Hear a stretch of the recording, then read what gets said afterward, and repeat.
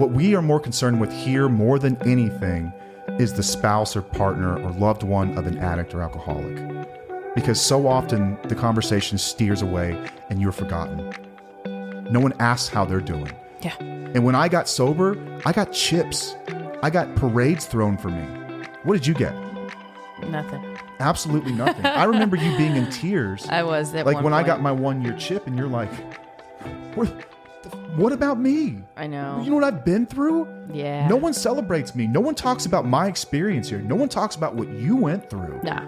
For me to get to where I am today. And very few addicts have this conversation either.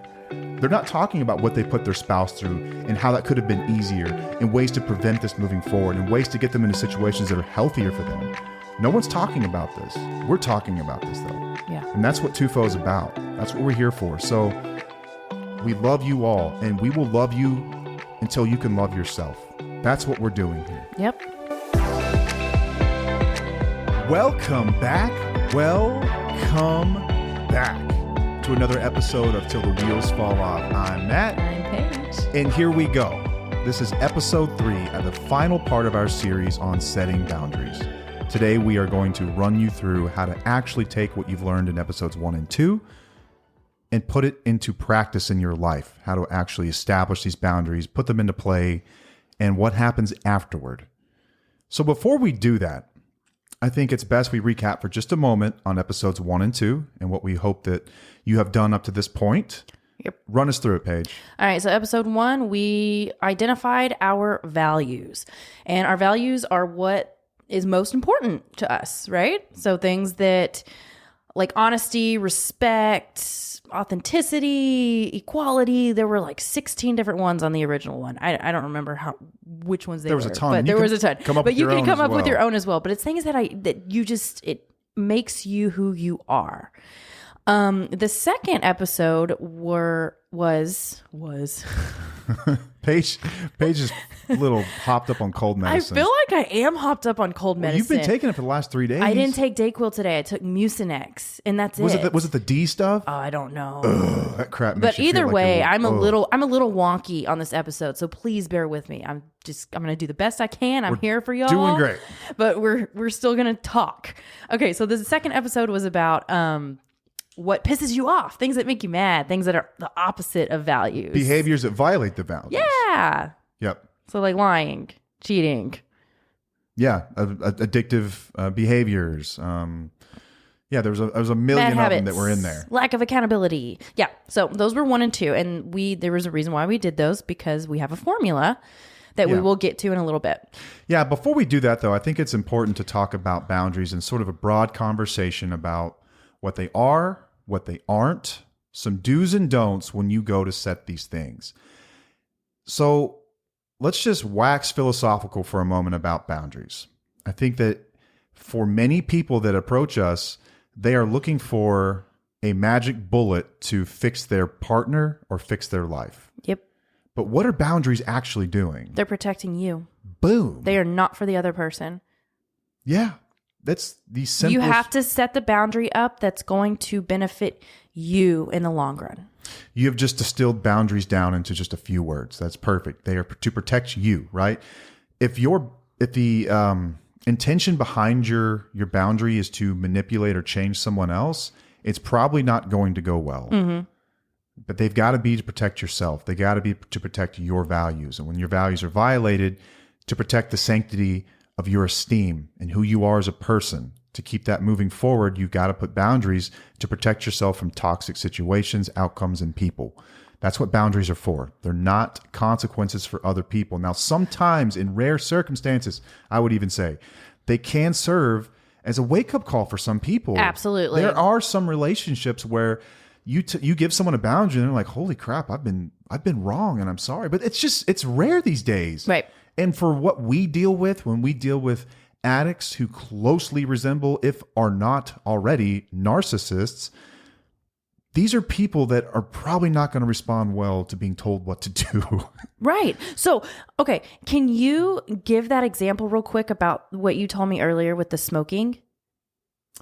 What was it again? It was in the room. Like if I'm not going to, Oh, yeah. and I think it's the way that you worded it that really helped me open my eyes to how boundaries, it's really about how you word it and where your intentions lie. Yeah, your intentions are everything. So the example that we were discussing earlier, we went through this. We've been talking about this since like 9 this morning, going through all of this to make sure that we get the message across as best we can. We have so much to say about it. But think about smoking. Let's say you have a partner that smokes, okay?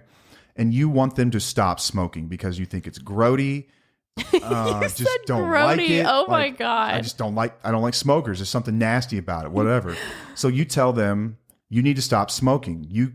I will not sleep with you anymore if you're smoking. I will find some way to make your life a living hell if you smoke. Yeah. This is kind of what I've got at, right? Right. That is a form of manipulation. Okay. That person doesn't have to choose to stop smoking, and in no way is it necessarily protecting you. Now, if your intention is, I want to be healthy, I hate the way my house smells, I don't want my children inhaling this, this carcinogenic combusted carbon crap and in my home. And it's gross. It goes against your values. And it could be, disgusting. I mean, you just don't like it. Hygiene, whatever it might be. Right. Then you would say, if you choose to smoke, I will leave the home. That is a healthy boundary because you're only worried about yourself. Yes. I'm removing myself from your bad behavior because I choose not to be around it. Yes. The former was, I want to change your behavior so that we can make this work. That's not the same thing. They are the same and different. Yeah. Because your intentions are different. Yes. The end result is that in the latter case where you choose to leave, you are no longer exposed to it. And you were willing to walk the path alone, and if that means that you don't have to be around it anymore. The other case, which we see a lot more, is someone trying to control their environment and manipulate someone else's behavior to make it more acceptable in the image of what they want as a partner in their life. Does that make more sense? Yeah. I think that's kind of the difference between a healthy versus an unhealthy boundary. Right. One of them is simply serving you. The other one is an attempt to control or manipulate someone else. Right. And there's a gray area. Yeah. But I'm not going to let somebody smoke in my house. I'm not going to just... Because you don't want your house to stink. That's disgusting. Yeah. Yeah. But that's not me controlling them. That's just a boundary I set up for me. Sure. Okay. But to say that you are no longer allowed to smoke in my house, what if they chose to violate it? Then what is your next move? If they smoked in my house? Yeah. I kick their ass out. What do you mean? You could kick them out, but what I'm getting at here is that the boundary has to be something that we are willing to do for us. It's for me. I don't care if they smoke. If they want to smoke, go outside. Here's what sucks about boundaries is that often the person setting the boundary will have to work much harder than the violator. Boom. So when you're saying like, this happens a lot, like alcoholics, drug addicts, it's like, why should I have to leave? Right. Well, it's like if you're drinking, you're protecting yourself. Like if there's a way to get them out, that's wonderful. That works all the same. You're still protecting yourself, and you don't necessarily have to deal with the logistics of like where you're going to live, how you're going to get your kids and dogs into an apartment while you're still paying a mortgage and all that good stuff. Yeah. So maybe there's a way to do that. But to simply say, I don't like smoking because it's grody, you should stop, is different than saying, I'm concerned for my health. Cancer runs in my family. It makes me smell. It ruins the things in the home. I will remove myself from this situation. Yeah. It's the same and different. Okay. So I think a lot of people kind of get twisted when it comes to boundaries. So let's go through some popular mistakes. And this comes from Lynn Margoli's PhD over at Psych Central. I found this awesome list. Popular mistakes that cause boundary setting to fail. A quick break in the action to let you know about an exciting development in the TUFO universe. When we started this thing, we said we would never work with an advertiser or company unless it's something that we believed in and we already use. If you're looking for professional, affordable mental health care, look no further than Taylor Counseling Group, your trusted source for accessible therapy in Texas. Taylor Counseling Group believes that everyone deserves premium mental health care, regardless of their income level. That's why they offer reliable and affordable services at 12 locations across Texas. They've made affordability a priority. They are in-network with most major insurance, and the standard private rate is only $100 per session, significantly lower than many other practices offering the same high-quality therapy. They They believe that getting the help you need shouldn't drain your wallet. Scheduling an appointment is quick and easy with their convenient online booking tool. No complicated processes or long wait times. They value your time and ensure that you can access the care you deserve without any hassle. At Taylor Counseling Group, they believe in a personalized approach to therapy. The professionally trained counselors offer a diverse range of services, including individual counseling, couples counseling, family therapy, play therapy for children, and even specialized techniques like cognitive processing and existential psychotherapy. They're here to help you navigate life's challenges and develop a personalized treatment plan tailored to your unique goals. Taylor Counseling Group is your partner on the path to mental wellness. Experience professional, affordable care that puts you first. Visit their website, taylorcounselinggroup.com, or call them today to schedule an appointment and tell them Two-Fo Couple sent you. A link and phone number is going to be available in the show notes. And back to the action. So, number 1, telling people what they should do or not do and why they're wrong. This rarely goes over well. It creates resistance and struggle, she says, and trying to change or manage the other person is not likely to be well received. Exactly. Or successful, especially when it's unsolicited and there's a pattern of problematic behavior. And let's just, from the time we are children, we don't like to be told what to do. Adults are no different, especially adults with a problem. Yeah. Ooh, yeah. Don't like to be called on that stuff. So number 1 is don't just tell people what they should be doing and why they're wrong. Right. Okay, 2, poor timing / wrong intent. Reacting from anger or frustration in the heat of the moment when you're at your wit's end. Yes, this happens a lot. We've all been here before in a relationship. Yes. And I was going to say with this one, also don't bring it up whenever your spouse is actively using. Yeah, terrible idea. Yeah. Yeah, approach these conversations when someone is lucid and sober and calm. And I would say look for a quote unquote neutral situation. Yeah, right. Neither hot or cold, just and bring it up when it's appropriate. Yeah. Number 3 is trying to get people to admit or own up to something or recognize that the limits are for their own good. This is another tough one. This is sort of falls into that manipulative type of behavior. Right. Yeah. This is for your own good. Everything will be better. Remember, we all have the power of free will and choice, and we can do what we want. If this person wanted to do these things, they would be doing them.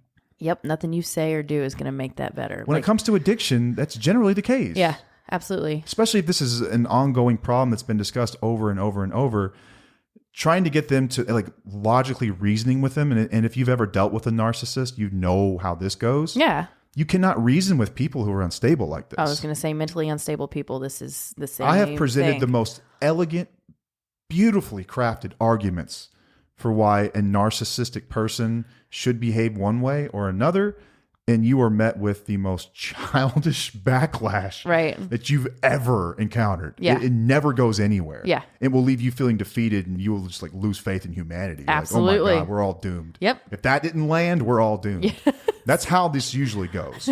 The next one is saying too much, justifying, over-explaining, and being invested in convincing the other person that what you're saying is reasonable or right. Oh, guilty. Did you feel that one? Yeah, I felt that one hardcore. Tell us about it. Please share. Oh my gosh, with you. How many times have I tried to convince you that what I'm doing is right or whatever, or how I believe this boundary, this is accurate, and you're just like, shut up. However many days are in 22 years, however many that is, that's how many times you try. It's so exhausting, y'all. Don't do it.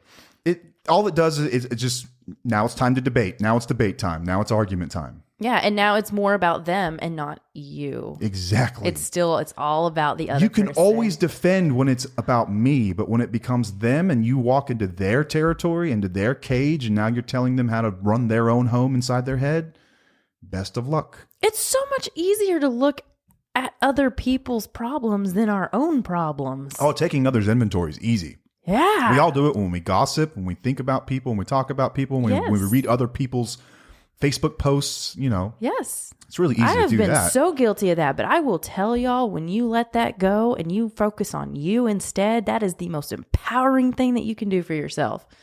It feels good. It's refreshing. It's like, ah. Yeah, and so when you're grounded and you're emotionally separate from the other person, it's a much different conversation. Absolutely. Okay, the next one is being unprepared. And this includes not factoring in what you already know about how things will realistically play out. Ooh, yeah. Right. So run the tape. All right. Pretend that you're watching. I think we covered this in an episode long ago. Yes. But pretend that you're watching your life as a movie and you're in the theater and you're watching. What happens next in the story when you do this? Realistically, how would you write the ending of the story? Realistically, not what you want. Yeah, so be prepared. Yep. Be prepared for that. Okay, so those are don'ts. Let's go through the do's real quick, and then we'll get into the rest of the episode and how to effectively set boundaries. So these are things that we will do. We will tell the other person what we are going to do, not what they should do, because we are only in control of what we will do. We cannot control or limit the other person. You just can't. You can try, but we just went through reasons that typically doesn't go well. Yep. So think ahead, troubleshoot in advance of, resistance reactions you'll probably get, but incorporate this into your plan that you are going to tell them what you are going to do, not what they should do. So setting a boundary and saying, I will do X, Y, Z, not, or I will force you to do X, Y, Z. There's a difference there.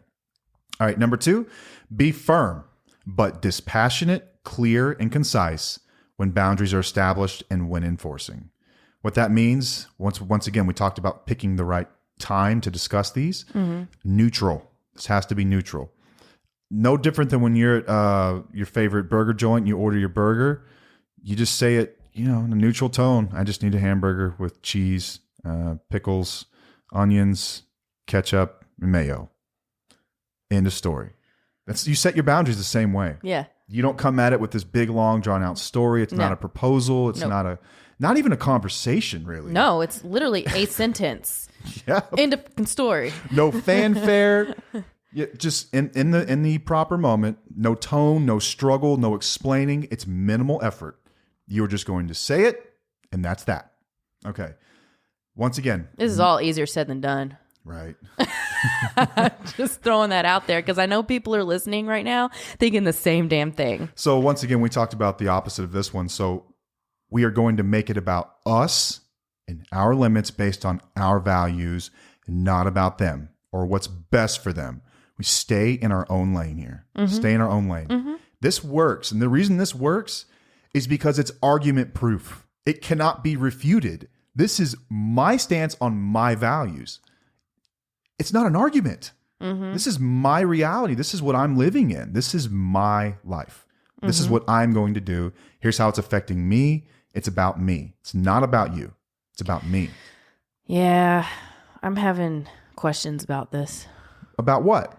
I'm trying to find a gray area when it comes to alcoholism and asking people not to drink. Let's dig into that. Go ahead. I want you to help me dig into this. That's what I'm asking you. Do you understand what I'm saying? So give me an example you're running through in your mind. Because I had an example, like I feel uncomfortable when you drink. Going forward, I will remove myself from your presence if you decide to drink. Is that a way of controlling somebody or is that protecting your values? If one of your values is, okay, I had this conversation right before we started. So if one of your values is, let's say it's clean body, clean mind, and health. Okay. If that's one of your values, then I think that absolutely. What's your intention for not wanting to be around it?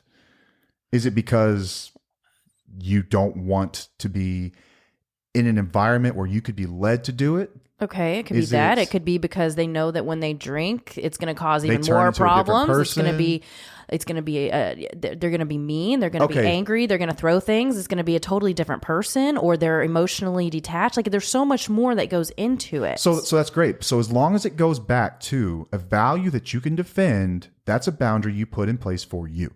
Okay. So I had this conversation on the phone earlier with a good friend, and we were talking about this very thing. And he said that he had a friend who was in a relationship with somebody. When they got together, everything was fine. He was a social drinker. They were all, I'd say big drinkers. Everyone's kind of a big drinker in college. This is what you do. He got with this person, and about 3 or 4 months in the relationship, she drops this on him and says, I don't like alcohol and I don't want you drinking. Okay. The end. There was really no explanation as to why. It was, I don't want you drinking. I don't want you around it. I don't want to be around it. So she hated every one of his friends, and he loved the girl. Okay. So to placate her and to keep the relationship, he stopped drinking. He quit drinking. And anytime he did drink, it would be like once or twice a year at weddings or something like that. And he had no tolerance. And so he would get like, absolutely annihilated and make a fool of himself. Okay. Which probably gave her actual purpose for this thing. But the boundary that she put in place was to manipulate and control him to be a partner that she desired. Okay. It was to make him something that he really wasn't. And I feel like that's manipulation, because if she came to the relationship and said, this is who I am. Okay. This is what I'm about. Okay. I think you give him a decision to make at that point. Right. As opposed to being dragged in and then told, okay, now that you've had a taste, moving forward, this is what it has to look like moving forward. Okay. So if she came from a situation, let's say that she grew up in a family where it was ripped apart by addiction. We know that's not fun. We know that leaves scars and trauma. Yeah. And you don't wish to be around it for those reasons. That this is the result of drinking, in my experience, is it rips apart families. Nothing good comes from it. I also come from a family where addiction runs in, the genetic line. And I fear that if I'm with someone who's drinking all the time, I could slip into the same habits and I could destroy my own life. That's not what the conversation was about. Okay. It was about, I don't like a partner that drinks because. Okay. That's just it. She wanted him to quit hanging around his stupid friends and acting like a child. Okay. It wasn't about... It could have been addressed much differently in a way. It wasn't so much about her need for safety or security. Okay. It was about her wanting to manipulate a partner that she saw fit. Okay. Does that make more sense? Yeah. But I still feel like this is me wanting a partner that's more fit too. But it's different because they're actually being, abused there are at a consequences. So let's so we're not talking about someone who's casually drinking here. Yeah. And I don't think that most of our listeners have partners that are casually I'm drinking. literally, this is my black or white, all or nothing thinking. So Okay. I need you to bear with me. And a lot of our Sure. listeners are going to have the same cognitive You're distortion. right. If you have the question, because someone else has it this too. is something that I've had to work on for many years. And it still pops up occasionally. Obviously, it's popping up right now. Right. And I'm having questions about it. And I know that there's a gray area here, but I'm trying for the listeners because I know they're going to ask the same questions. Okay. So when it comes to alcoholism and addiction, it doesn't take long to figure out where your values have been violated and why this is not something that you want in your life. Yeah, that's true. So it has affected your security, literal security. Some of these people have been abused and physically harmed or emotionally abused or had their children put in danger Right. because of this person. They could be Right. drinking and driving. They could be doing all kinds of crazy Right. things like that, right?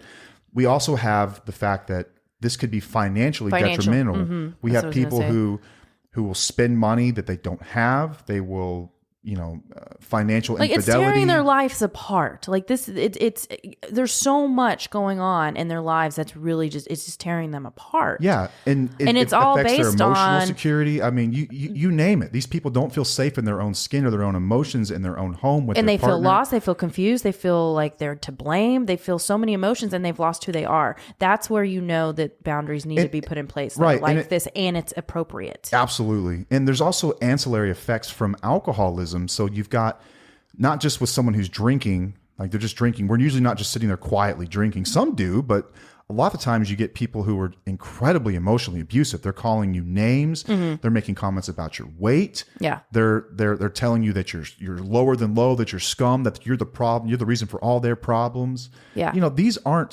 These are things that I think are worth putting a boundary in place for. You're protecting yourself. How is this good for you? Absolutely. To be in this type of environment. Right. As opposed to someone who's having a few drinks now and then. Right. So it's to protect you in these very serious situations, not to actually control the alcoholic or addict to change their ways, because you have to go in knowing that they may or may not change their ways. But even if you just didn't want to be around drinking, let's say one of your values was personal growth and you felt at your core that alcohol could be a violation to that, you have the right to set a boundary. You just have to be prepared with what the fallout could be from that. Okay. then that's fair. If you're willing to die on that hill, then great. That's good for you. Yeah. That means you feel strongly about your values. And I think that's wonderful. Okay. Does that cover it Yeah. at all? Did I answer that well? Thank you. Do you understand where I was coming from? For sure. Okay. I think it's a great question to ask too, because you're right. Yeah. All or nothing thinking is at the root of a lot of this thought. Absolutely. And that's why boundaries can be so freaking difficult. Yeah.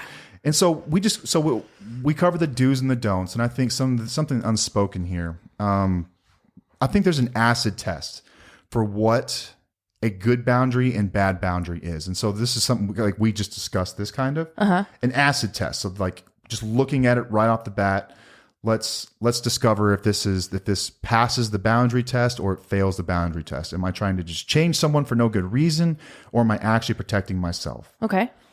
So number one, why is this boundary important to me? What's the motivator? Another way of saying that is, what value is this protecting? Okay. If you can answer that question, you're in good shape so far. Number two, is this for you or for the other person? Is this for you or the other person? Okay. Question two to ask yourself. Three, is this realistic? Ooh. Is this realistic? Very difficult one to answer. And I think you could make a case that sometimes it's not realistic at the moment. Mm-hmm. And there are other times where you could also make the case that if you really wanted to figure it out, you could. Yeah. Difficult. Everyone's situation is different. But is this realistic? The last one, what are you going to do after you apply it? So once you install this boundary, what are you going to do? What's left in the wake? And understanding and knowing well that this very well could kill the relationship. Yeah. This could. Yeah. It could happen. It could. It's incredibly difficult for an empathetic, compassionate person, which codependents are. They just, the hallmark of being codependent is that you care so deeply about this person, and you cannot fathom watching them do this to themselves. But you have to remember that in some ways they are making a choice. Now, I know addiction is a disease, and I don't want to get into that right now. I have addiction. I have this, I've always kind of referred to it as like a mental illness. Like there's something in me, but we all have the power of choice. When people say that they have lost the choice to drink, I'll tell you what that actually feels like and what it actually looks like. For me, I used for years and years and years and years. And I got to a point where I became physically dependent and mentally dependent on the drug. I could not get through the day physically because I would be in too much pain. I'd start throwing up. I would start sweating. I would be absolutely miserable. So when the decision is just deal with it and don't use, and miss work, don't pay your bills, don't give any attention to your wife or children, or take a pill, it's a pretty easy choice to just take the pill. So in some ways you lose the choice. Like the compulsion is so great that you can't even help yourself. You just do it. Yeah. And the other piece of that is behaviorally, we lose the ability to deal with life in any other way except with this magical trick, which is taking a substance to make it better. But I can tell you, when I was in the middle of it, even when it was at its strongest, I still knew what I was doing. And I had guilt and I had regret up until the point that buzz hit me, and then I was fine. Mm-hmm. I was perfectly fine. They are ill. They are sick. But this is a treatable disease, okay? Yes. And rock bottom looks different for everyone. Chances are you are not going to create the situation which just, suddenly makes them see, okay, I'm at the bottom. Maybe you do, but you hit rock bottom as an addict when you stop digging. When I stopped digging, when I made the decision that enough was enough. Yeah. And it was never more evident that I was at rock bottom is when I saw you start to pull away from codependent behaviors and start to live your life. Yes. And I was like, I'm losing her, man. Holy shit. I'm at the bottom. This is it. Everything they said would happen is happening right now. I can't stop. She's leaving. I'm going to lose it all. I got to do something. That for me is what bottom looked like. But I think that in general, I'm an addict with a pretty low pain tolerance. Yeah. Because I've seen people ride this deal for 40 years before they realize, you know what, maybe I'm done. Yeah. But you'll know in your heart when you've had enough. As an addict, you'll know in your heart when you've had enough. So I think it's really tough as a codependent to understand that, like, your actions very well could lead to a situation where this person, maybe their use gets worse. Mm-hmm. Maybe they self-harm. Maybe they threaten things. God knows what. I'm just asking you for a moment to consider yourself. I was going to say that. I was going to say, you're freaking worth it too. Your life is worth it too. You deserve to be happy too. And the only way to do that is to focus on you, set your boundaries up, and be okay with whatever happens. Yeah. And we've dedicated our lives to this mission at this point. Like, I'm not like, I still work with addicts one-on-one. Don't get me wrong. It's part of my recovery. Tomorrow night, I will be at a treatment center talking to people one-on-one for an hour or more. What we are more concerned with here, more than anything, is the spouse or partner or loved one of an addict or alcoholic. Because so often the conversation steers away and you're forgotten. No one asks how they're doing. Yeah. And when I got sober, I got chips. I got parades thrown for me. What did you get? Nothing. Absolutely nothing. I remember you being in tears. I was at like one when point. I got my 1-year chip and you're like, what about me? I know. You know what I've been through? Yeah. No one celebrates me. No one talks about my experience here. No one talks about what you went through Nah. for me to get to where I am today. And very few addicts have this conversation either. They're not talking about what they put their spouse through and how that could have been easier and ways to prevent this moving forward and ways to get them into situations that are healthier for them. No one's talking about this. We're talking about this though. Yeah. And that's what TUFO is about. That's what we're here for. So we love you all and we will love you until you can love yourself. That's what we're doing here. Yep. I want to put that out there. I want to put that out there. Beautiful. That I read the stories now and like, holy crap. Matt's had a lot of eye-opening experiences the past couple of weeks in the TUFO community. And he's looking at this experience from a totally different light, because he says that in AA and they don't talk about the spouses and Never. don't talk about what they've put us through.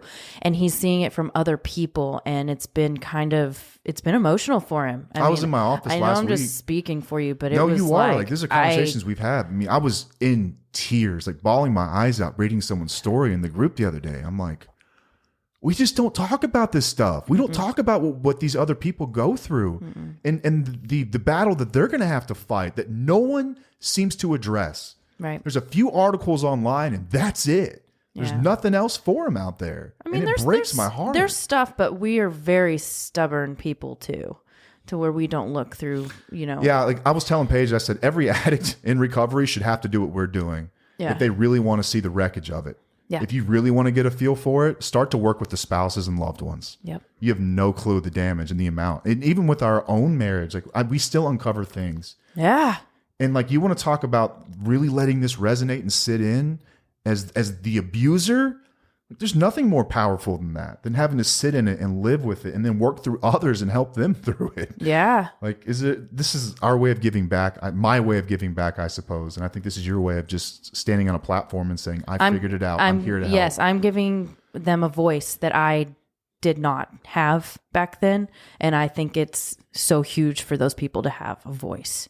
It is, man. It's tough. And the result of your boundary, kind of going back to the discussion, very well could be that your relationship ends there. It could. And you will feel guilty. You will feel remorse. You will feel like you are withdrawing from a drug. Yes, it's going to be like detox. Because your greatest fear has come true that you're alone. Yeah. That you're alone. But you take that time to love yourself, learn to love yourself again, pick yourself back up, and then you'll realize that what you've been through is going to make you stronger over time. But if you don't set boundaries and you keep doing the same thing you've been doing over and over again, it's going to be worse 10 years down the road. You are going to be miserable. You are going to be in a place that you never thought you would be. So right now you have to make that decision to set boundaries that are going to be, it's going to be hard. It's going to be hard as hell. It's going to feel icky. It's going to feel unnatural, but it is going to be the best thing for you. Yeah, this is not easy. No. And it's going to feel like you're going backwards in a way because you're like, shit, what did I just do? But it can become so empowering. It really can. Our goal is to help you walk on your own 2 feet, look in the mirror and be proud of the person that you see. Yep. And know what you will and will not tolerate. And we're not addict bashers. I'm not an addict basher. No. I'm an addict. I have compassion for addicts, but I know addicts different than you know addicts. I am one. I know what we go through. I know what we suffer with. And I promise you, the story you tell yourselves that we are just helpless babies that can't control it is incorrect. We have a choice in this. We do. So I know that you're compassionate. I know that you care. I know that you want us well. And we want to be well in some ways too. But they'll get well when they're damn ready. Yeah. Okay? Don't put yourself and your life and your dreams at risk until they're ready. Yep. That's a really tough thing to hear, and it may be controversial, but I'm concerned about the other person here. I'm not so much concerned about the addicts. Have treatment centers. They can go get help. They've got programs, a million different ones. There are options, but for you, options are limited. We know what works here based on what we've done, what we've gotten out of. Yep. So listen up if you're interested. Yeah. Okay. So let's talk about examples. Actual examples and of what you boundaries. do and how you. Okay. So we have this. So the acid test is the boundary we're setting, first of all. If it fails that test, you probably need to reevaluate, is this a healthy boundary or not? And go back to the drawing board. But if it is, if you pass the acid test, let's go through some examples. And we spend a lot of time. Here we go. Let's do it. Okay, hold on. I was going to say that if you have set boundaries in the past that you might be questioning now and you're thinking, oh shit, I did this for the other person, not me. Give yourself grace. It's okay. Boundaries do take practice. You're not a bad person for doing that. I'm glad you said that. Because I want you to know Absolutely. that I've done that before too. I've set pretty stern boundaries in my mind or might out have to there. adjust these things and or you'll make an have to apology. adjust them and make an apology. Whatever. That's okay. Give yourself some grace if you've done that. If you're listening to this and you're like, shit. Damn. I did it wrong. No, it's not wrong. It's look at it as practice. You're actually a step ahead of a lot of people who haven't set any boundaries. So look at the bright side of it. Yep. Just know that boundaries with difficult people will be difficult. They will be messy. People will revolt, get mad, blame, all kinds of stuff. That means the boundary was supposed to be in place, and we'll stand my ground there. There you go. If they do, there's a chance that, and you landed right on the nose. Yep. Okay. So let's just go through some examples and not necessarily, we've spent a lot of time on the addict alcoholic relationship, but boundaries are applicable in every part of your life. Okay. Yeah. Take us through number one, Paige. I didn't really want to do that one. I'm going to do this one. I like number one. You do? A lot of people are in this. Okay. So especially codependents, because what do? You we're a people pleaser. We take on more. We're going to do what everybody. You never say no. You're right. Okay. I'm going to do number one is like at work. I feel overwhelmed when you constantly give me additional tasks without discussing my workload. Going forward, I need us to discuss my workload and prioritize my tasks together. So I want to say that this is not a blame. This is not pointing fingers. This is you stating how you feel at first. Feel overwhelmed when you provide extra tasks. I feel overwhelmed when you, going forward, I will do this. And it's just having a discussion. Yes. This is a very soft boundary. Yeah. You're not saying I will, leave the company or whatever. No, start small. Start small. And after violation, you can adjust these. Yep. Let's start slow though. I think it's a soft one to start with. Yeah. Okay. So with family, I feel disrespected when you make negative comments about my lifestyle choices. Going forward, I need you to respect my choices and not make negative comments about them. So just took it a level up a little bit, just asking for the negative comments, aka abuse, to stop. I'm just asking you not to say those things. I'm not saying you need to change your mind. Nope. I'm not saying you should vote my way. Right. I'm just asking that you not say these things to me. Right. In a romantic relationship, I feel uncomfortable when you make plans without consulting me first. Going forward, I need us to discuss plans together and make decisions as a team. That's not asking for too much. No, you're asking for a conversation. That's it. Mm-hmm. This facilitates further growth for both people as well. Right. This is a great boundary. With friends, I feel hurt when you cancel our plans without giving me enough notice. Going forward, I need you to give me at least 24 hours notice when you need to cancel our plans. Yep. That's a good one. In a social setting, I feel... Hold on though. What? If someone... I know. If someone told me... You got to give me... So I work in logistics and it's all about like time frames and notice. If a friend of mine told me this, I would probably just block their number. I'm like, that's a guy I don't want to deal with anymore. Exactly. And that's totally acceptable. There's nothing and wrong with that. we would both be better off for it. Right. It means that, okay, maybe we just weren't meant to be. That's okay. I was waiting for you to say something.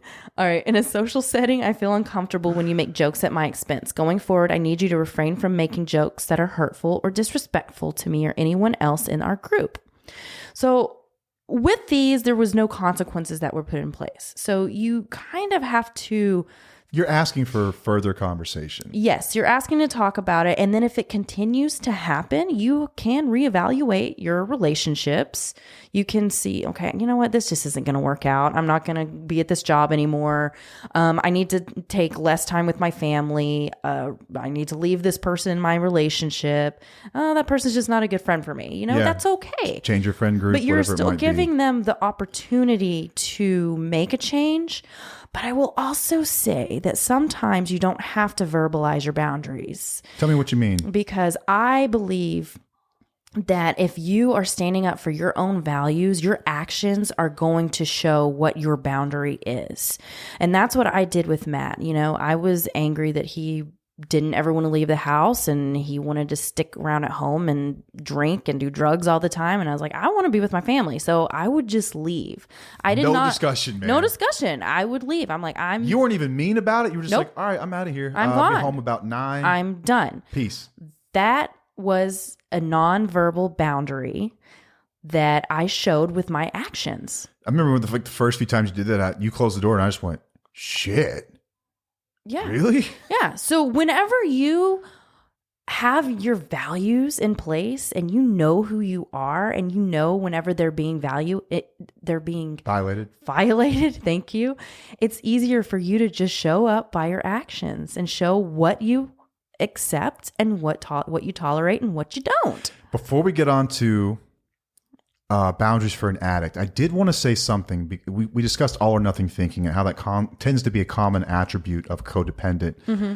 When it comes to all or nothing thinking and boundaries, let's say that you've got a boundary around a friend who is always late. You've got a friend who shows up to the airport late. They never call you back on time. They never pay you back on time, like whatever it might be, they're just always late. Mm-hmm. And let's say that you communicate the boundary and this person shows up 2 minutes late. Okay, all or nothing thinking here would say, well, they crossed the boundary. They crossed it. I'm done. You're done. Bye. Okay, it doesn't have to work that way. Right. You can kind of bend these however you want, right, and however you see fit, and however you feel is appropriate. There is no boundary czar up in the sky that's going to judge you on how you enforce your boundaries. Right. It's what's appropriate for you. Right. But this is with like mentally stable people. It's easier to communicate those your with friends them. and stuff. Usually, and people around you. They're going to listen to you and be like, okay, I'll work on that. With an addict or a mentally unstable person, it is not going to go that easily. Yeah. It is almost, you got to kind of, I don't know, there's wiggle room, but not as much wiggle room. Yes, that's a good way to put it. Use your best judgment here. It doesn't have to be completely black or white. Yeah. Now, if you're fed up, it could be a black or white deal. Yeah. It could, but do you completely throw away a friendship for 20 years because they were late for 2 minutes? Right. After you communicated it for the first time? Maybe you give them a chance to figure it out. It's new for them. Yeah. They're going to figure it out. Yeah. But, okay, so when it comes to an addict, you might say something like, I feel uncomfortable when you drink. And you could even go as far as to say, I fear for my well-being, my security, or financial security. You could describe the reasons here for why you feel uncomfortable. That's fine. You don't even have to go that far. I'm just, kind of an example here. Mm-hmm. Going forward, I will remove myself from your presence if you decide to drink. You, unfortunately, have to take the active role in the action. And this is what sucks about boundaries is that you, unfortunately, have the higher burden than the pain in the ass person does. Yeah. And a lot of people hate hearing that, but that's the way boundaries work. So let's say that the boundary is crossed once again. What do? You enhance the consequence. So I don't even like the word consequence there. I would say you enhance the action. Yeah. You enhance the outcome. I feel uncomfortable and disrespected when you drink. So going forward, I will leave for multiple days. Maybe you go stay with a friend, with your parents, family, whatever something else. And I think that in some ways, boundaries when it comes to an alcoholic or addicted relationship, in some ways you are sort of tapering yourself off of the relationship.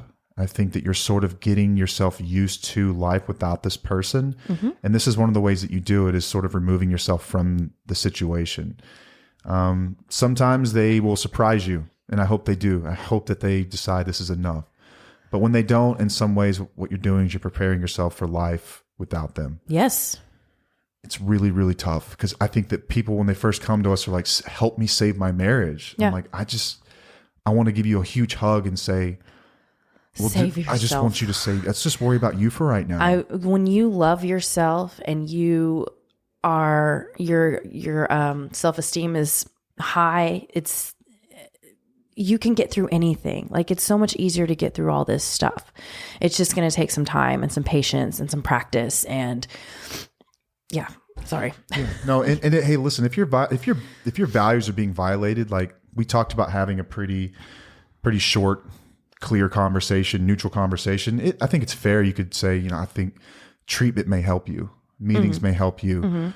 That's fair. You can say that. And if they choose not to get help, go back to your values and ask if that's the kind of person that you want to spend your life with. Someone who's disrespecting your values, and maybe it's time to reevaluate your relationships and what you really stand for. A lot of the times, addicts and alcoholics are violating almost every value you have in place for yourself.